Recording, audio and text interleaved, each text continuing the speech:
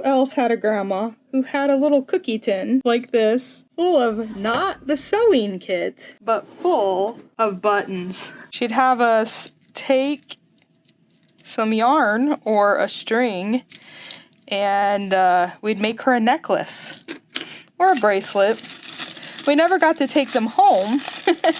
We got to put them back in the button tin and then start all over the next time we came to visit. I think that might just be a marble. She had tons of empty thread spools that she collected in a box and kept them in her front closet, and then we would get to play with these and build towers and houses out of these spools. It was always so fun. But the button tin was always a treasure chest. It was like full of little jewels. I couldn't wait to go find and see if I could make the prettiest necklace for Grandma.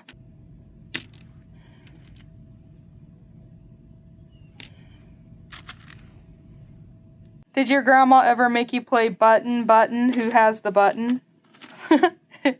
Ours did. It was fun. Or, I'm hiding in something green. And then she would guess anything but the button, that she knew that that's what I was hiding in, because of course, as a little 5 or 8-year-old child, it was very obvious what I was hiding in. This jar is not Grandma's buttons. It is a jar of buttons I found at an antique store, and it made me think of Grandma's button tin. So, there's a ladybug and a strawberry. So I bought it, and it sits on my windowsill. Let me know in the comments below. Did anybody else's grandma have a button tin?